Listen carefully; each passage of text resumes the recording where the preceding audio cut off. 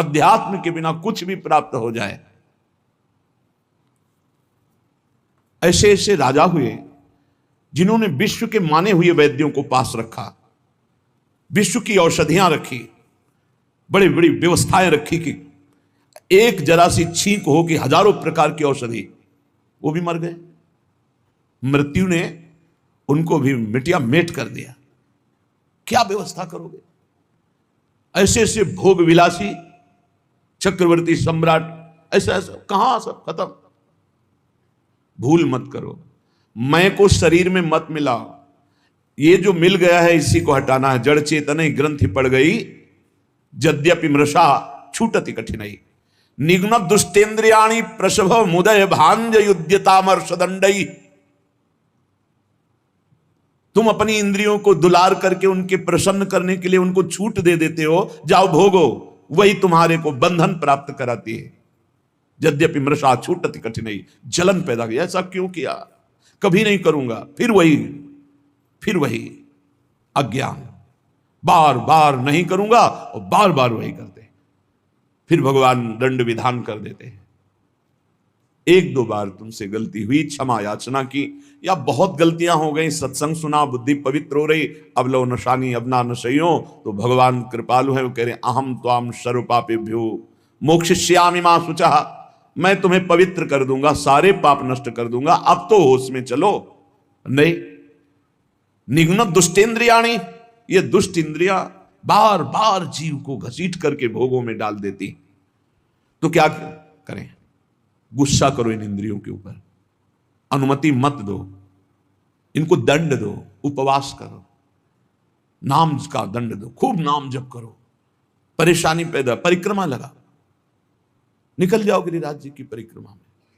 5-7 घंटे नाम जप करते हुए पूरी परिक्रमा, आराम आराम से, दौड़ने की जरूरत नहीं, 5-7 घंटे में आराम आराम से नाम जप कर देखो। अगर तुम्हारा उसी समय दिमाग परिवर्तन ना होने लगे तो बताना।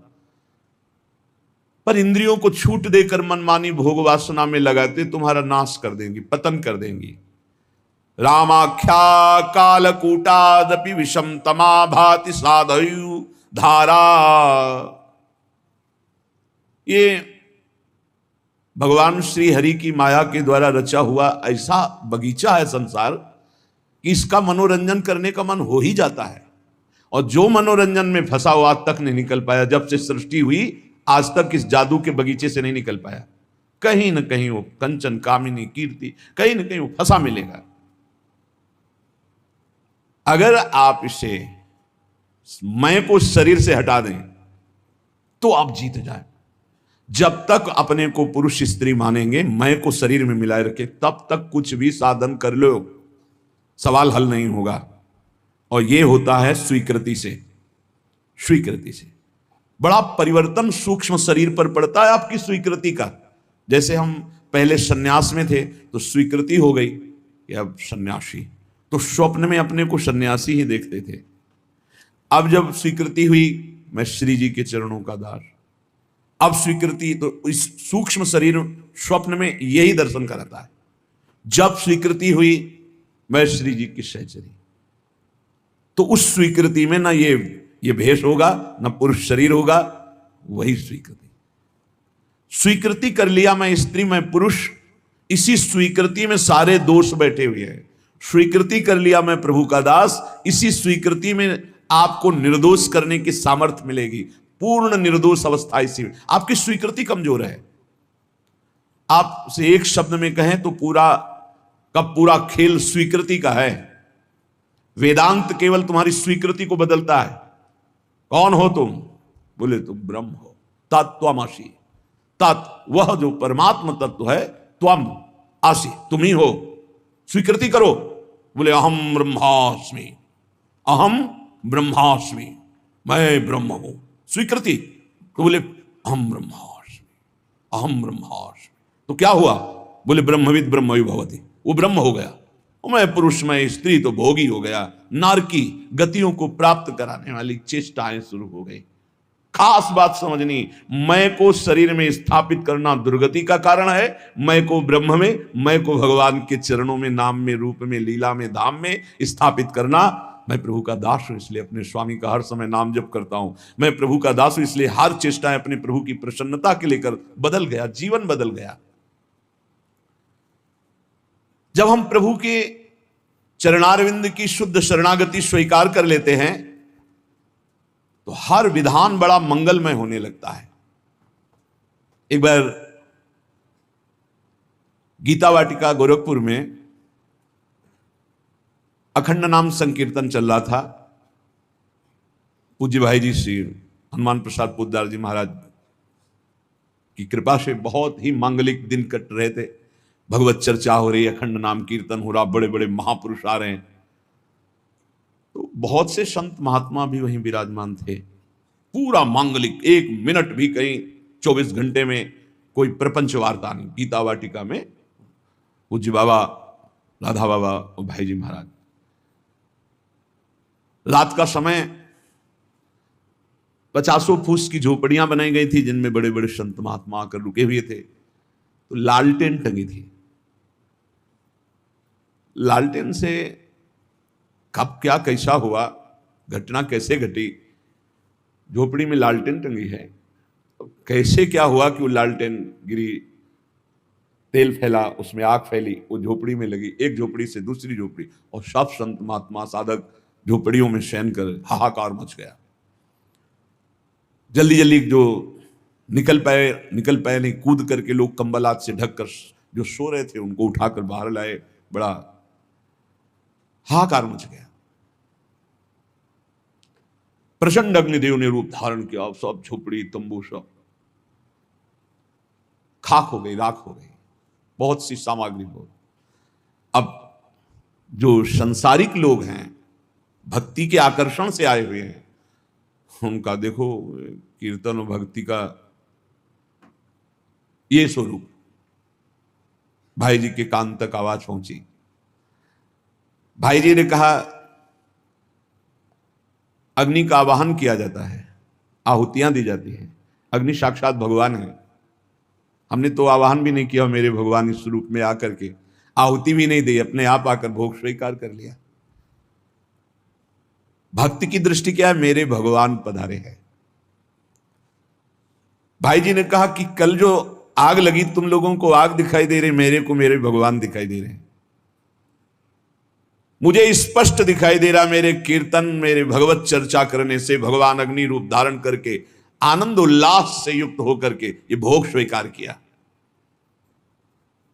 मुझे इस घटना में भगवान की कृपा दिखाई दे रही कि भगवान ने किसी का एक रोम भी नहीं झुलसाया, नहीं तो बहुतों के शरीर पूरे हो सकते थे, एक भी व्यक्ति नहीं मरा। और ये मेरी ही बात नहीं है, जो भगवान का शरणागत है उसको ऐसा ही अनुभव होता है कि भगवान की बड़ी कृपा हुई। नामदेव जी महाराज की कुटिया में आग लग गई, पूरा घर जल रहा था। लोग दौड़े, कुछ कंबल, कुछ वस्त्र आदि जो वस्तुएं निकाल पाए, बकाया सब जल गया था। नामदेव जी कीर्तन में मगन थे। कहीं एकांत में जब आए तो लोगों ने कहा बड़ी मुश्किल से ये वस्तुएं बचा पाए, और तो सब जल। तो उन्होंने कहा अरे भगवान आए मेरे घर और हमें तो स्वागत करना चाहिए आपने, और वस्तुएं निकाल, वो सब वस्तुएं उठा के आए। वो जो आग शांत जैसी हो रही थी, फिर धुआं उठा, फिर आग लगी, फिर वो भी जल गई। गांव के लोगों ने कहा क्या इनका दिमाग, और नाच रहे, मेरे भगवान अग्नि रूप में आए, सब भगवान की वस्तु भगवान ने स्वीकार कर ली। आह कितनी कृपा। सर्दी का समय था, आधी रात के बाद उसी राख में ले भगवान ने स्वयं गरुण जी के द्वारा मंगाए हुई दिव्य दिव्य लताएं औषधियों से ऐसा सुगंधित, पूरा वातावरण सुगंधित। लोग सुबह आए, देखे नामदेव जी की सुंदर कुटिया बनी हुई, और सौरभ से वो भगवान स्वयं। और भगवान ने अपना ऊपरी वस्त्र से नामदेव जी को उड़ा दिया। उससे जान गए थे कि सब भगवान का किया हुआ है। दोनों में राजी हैं। आग रूप में आए, भस्म कर दिया, जय हो। आप आकर के ऐसा निर्माण, जय हो आपकी, जोई जोई प्यारो कर सोई। लोगों ने कहा महाराज रातों रात इतना सुंदर तरण का महल बन गया एकदम, और इतनी सुगंधित, इतना आकर्षण, हम भी बनवाना चाहते हैं। बोले हाँ, हमारा कारीगर बड़ा महंगा है, कितना रुपया लेगा? बोले जितना है सब जला दो, उसके बाद वो आएगा। अपने घर फूंक तमाशा देखे तब हमारा कारीगर आता है। एक भी नहीं बचना चाहिए आसक्ति और राग का विषय। भाई जी महाराज बोले, जो उपासक सर्वतोभावेन भगवान को समर्पित है, चाहे वो भक्त हो या ज्ञानी हो, वो हर घटना में निश्चल और भगवत कृपा को देखता रहता है, और वास्तविक भगवत कृपा होती है। याज्ञवल्क्य जी जनकपुरी जब आते तो वेदांत चर्चा बहुत सुंदर होती। तो जब याज्ञवल्क्य जी आते तो बड़े बड़े ऋषि मुनि साधक सिद्ध सब उपस्थित होते कि जरूर कोई न कोई गूढ़ चर्चा होगी। पर जब तक जनक जी नहीं आते थे तब तक वो चर्चा नहीं शुरू करते थे। पूरी सभा भरिए इंतजार करते, जब जनक जी आते तब चर्चा। तो कई ऐसे महापुरुष जिनको लगा कि ठीक है जनक जी विदेह राज हैं, पर ऐसा नहीं कि और किसी की ज्ञान में स्थिति नहीं। जब तक जनक जी नहीं आते तब तक तो कहा कि अन्य श्रोता भी तो हैं याज्ञवल्क्य जी से, पर आप जब जनक जी आते हैं तभी शुरू करते हैं आप चर्चा। क्या हम ऐसा समझ सकते हैं कि आपकी ममता जनक जी पर है? क्योंकि समता में तो जब सब बैठे हैं तो शुरू कर देना चाहिए। जब जनक जी आएंगे तभी तो हम क्या है समझ सकते हैं, क्योंकि ज्ञान से भरपूर बड़े बड़े ब्रह्म ऋषि बैठे रहते हैं।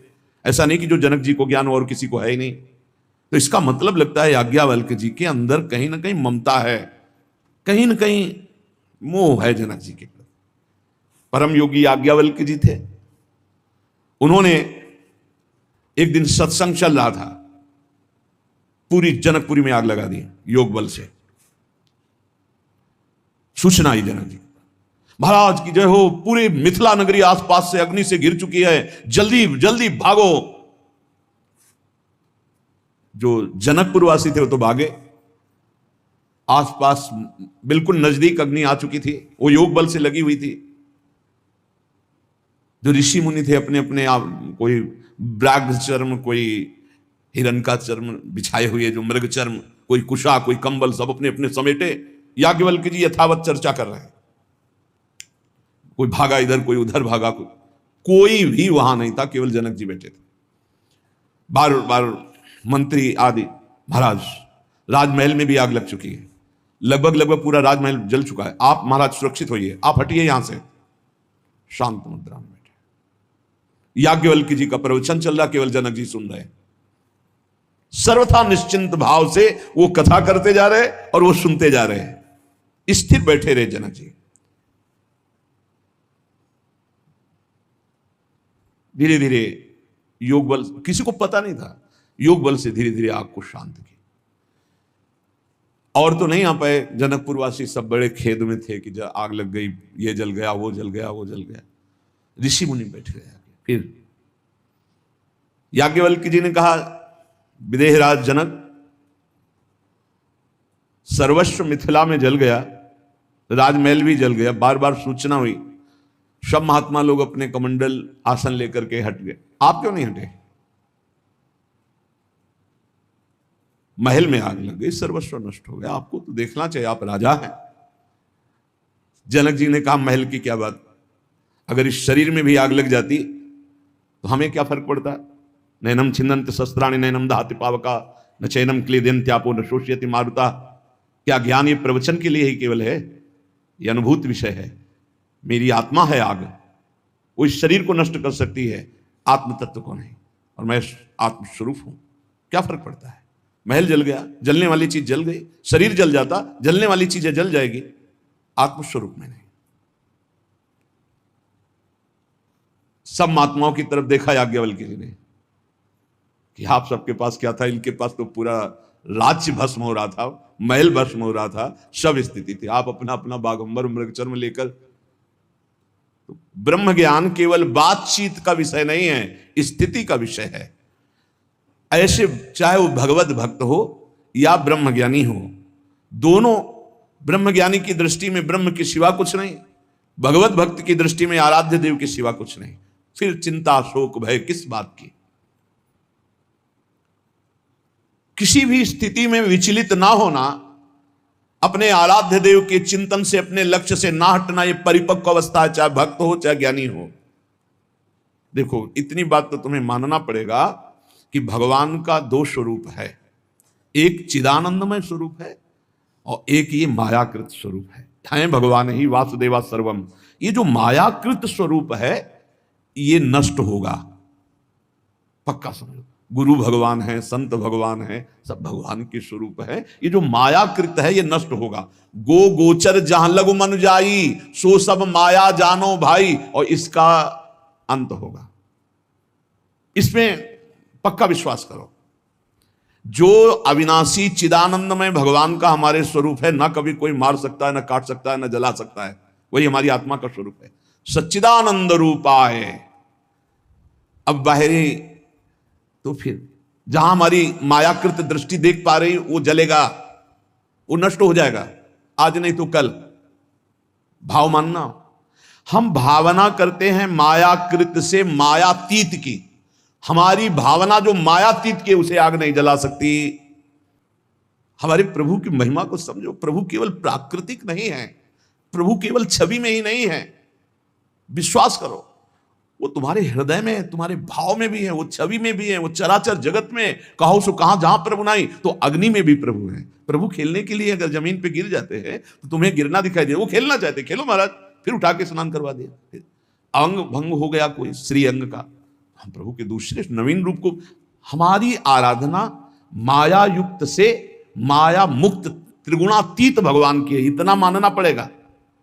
ये शुद्ध बात तुम्हें माननी पड़ेगी कि मायातीत परमात्मा है, त्रिगुणातीत परमात्मा है, कालातीत परमात्मा है, जिसकी हम आराधना कर रहे हैं। वो मूर्ति भी है, वो अमूर्त भी है, वो साकार भी है, वो निराकार है, वो सबसे परे है, वो सब में भरे है। जब तक संपूर्ण तत्व का ज्ञान नहीं होता तो उपासक दुख सुख को प्राप्त होता रहता है। हमारे भगवान बिना आंख से वो देख सकते हैं, बिना कान के सुन सकते हैं, बिना हाथ के बड़े बड़े कर्म कर सकते हैं, बिना पैर के बहुत लंबी यात्रा कर सकते हैं। बिनु पद चलई सुनई बिनु काना, कर बिनु कर्म करई विधि नाना। आनंद रहित सकल रस भोगी, और बिनु बानी बक्ता बड़ जोगी। हमारे ऐसे योग निधान भगवान है। बिना पैर के यात्रा हो जाएगी, बिना आंख के देख लेंगे, बिना कान के सुन लेंगे, बिना रसेंद्री के हर प्रकार के रसों का स्वाद, बिना वाणी के उच्च। ये वेदवाणी काल से प्रकट हुई, उली से तो प्रकट हुई। जाकी श्वास वेद श्रुतिचारी। जितने त्रिभुवन में देखने वाले हैं उनमें देखने की शक्ति नेत्रों में जो दी वो भगवान ने दी है। तो जितने नेत्र हैं सब भगवान के हैं, जितने हाथ हैं सब भगवान के, जितने चरण हैं सब भगवान के, जितने मुख सब भगवान के, जितनी दिव्यता चिन्मयता जो सब भगवान की। तो अमंगल कहां हो सकता है भक्त का? बहुत हमको थोड़ा भाव का विस्तार करना है, एकदम ऐसे एकदम भगवान के द्वारा साधक को शिक्षा दी जाती। कभी कभी जब उनके ठाकुर जी कृपा करते हैं तो थोड़ा अंग भंग की लीला कर लेते हैं, तो ये शिक्षा देते हैं कि इसके सिवा भी कोई हमारा रूप है। आगे बढ़ो। जहां किसी भी तरह के खंडन होने की, किसी भी तरह की हानि होने की, किसी भी तरह की अमंगल की बात नहीं। इसलिए हम सबसे प्रार्थना करते हैं बार बार नाम जप की, कि नाम जप करोगे तो नाम जो रूप प्रकाशित करेगा। देखो, हृदय मंदिर में भगवान ना हो तो बाहर मंदिर में सेवा के बाद प्रपंच ही करोगे भोग वासना में। कल एक साधक बहुत अच्छे, वो ईमानदार है, इसलिए उन्होंने अपनी बात बताई कि आपने जो नियम दिया है उन नियमों का पालन करने के बाद मन कहता है अब तो हम फ्री हो गए, तो फिर वो मोबाइल आदि में बहुत क्लेश होता है कि कैसे हम इससे बच पाए। तो कल चर्चा हुई थी, फ्री शब्द नहीं, हमारा नियम केवल इतना नहीं कि 11 माला कर लो, 12 पद पढ़ लो चतुरासी जी के। ये तो जिसको ककहरा नहीं याद है तो लिखाया जाता है कि काखा गाघा, बहुत स्याबाज, काखा गाघा लिख लिया तुमने। लेकिन ककहरा मात्र पढ़ना पढ़ाई नहीं है, पढ़ाई है इन मात्रा और अक्षरों का मिलान करके बड़े बड़े ग्रंथों को भी पढ़ जाओ। तो हमारी एक आज्ञा को कोई नहीं सुना, हर श्वास नाम जप करो। कोई सत्संग ऐसा नहीं होगा, कोई एकांतिक ऐसा नहीं होगा जिसमें ये बात ना आती हो, श्वास श्वास नाम जप करो। नाम श्वास दो बिलक चलते हैं, लाखों बार सुनाया होगा। इनको भेद नमो को भावे, श्वासा नाम नाम ही श्वासा, नाम श्वास को भेद मिटावे। रोम रोम जब रग रग बोले तब कुछ स्वाद नाम को पावे। नहीं सुनाई दे रही? आज्ञा नहीं है। तुम्हारे पास समय कब है? एक सेकंड भी तुम्हारा समय नहीं रहा। यदि मन वचन कर्म से गुरु को समर्पित हो तो जो भी कार्य है, चाहे किसानी हो, व्यापार हो, नौकरी हो, नाम जप करते हुए। ये नहीं कि 11 माला हो गया, झंझट खत्म हुई, नियम का तो पालन हुआ, मनमानी आचरण कर, नहीं बनेगा। ठाकुर सेवा कर ली, अब मनमानी करें, हम मनोरंजन करें, नहीं बनेगा। बात समझो। इस बाहरी सेवा का तात्पर्य है आंतरिक भगवान का प्रकाश हो जाना। ध्यान रखना, बाहरी सेवा का फल है आंतरिक भगवान का प्रकाश हो जाना। एक भगवान का रूप ऐसा सच्चिदानंदमय है जो योगियों के ध्यान का विषय है।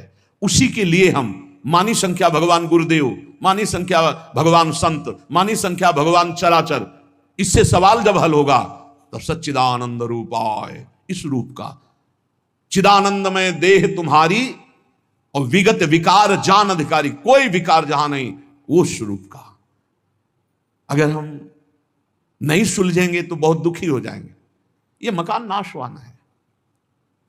हो सकता है आप बाहर किसी कार्य से गए हो, आपका मकान गिर गया, आपके ठाकुर दब गए, चकनाचूर सब हो गया।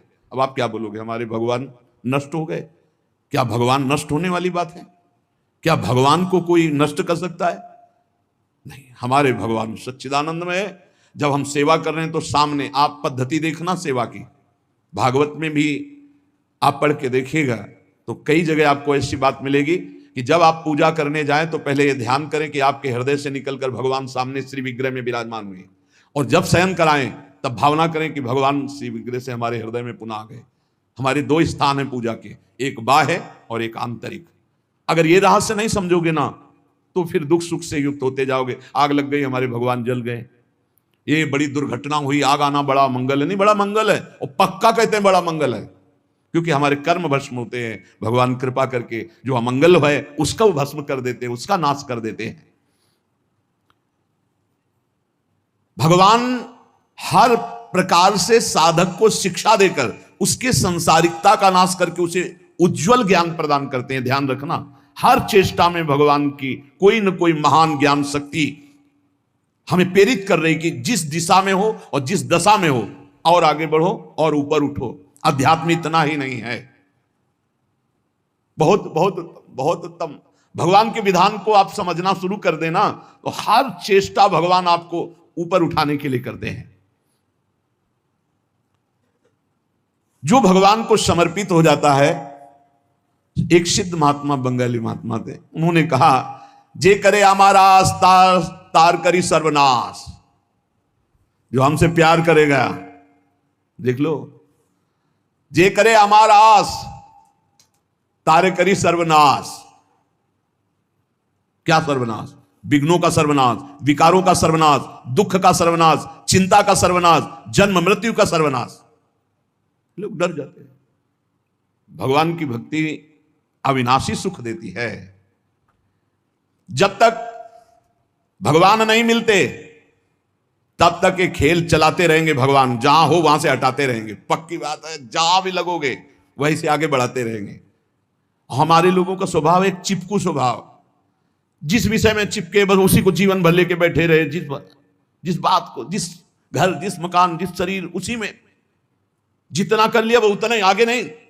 सच्चिदानंद तक पहुंचने के लिए भगवान कह रहे, जे करे हमारा तार करे सर्वनाश। जहां चिपकोगे वहीं दिया सिलाई लगा दी, आगे बढ़ो, आगे बढ़ो, और ऐसी जगह पहुंचा दिया जहां दो बचे ही नहीं। प्रेम गलियति साकरी तामे दो, दो नहीं है, दो नहीं, पक्का दो नहीं, भाई एक ही एक है, एक ही, एको हम, एको ब्रह्म द्वितीयो नास। पक्का समझो, द्वितीयो नास्ति। ये जो दो दिखाई दे रहा है, द्वैत दिखाई दे रहा है, इसी का सर्वनाश करते हैं भगवान। इसी का नाश करते हैं, द्वैत का नाश करते हैं, अनेकत्व का नाश करते हैं, विकारों का नाश करते हैं। इसीलिए सर्व शब्द है। जो नहीं समझता है इस बात को, वो उस प्राकृतिक बातों में ले जाता है।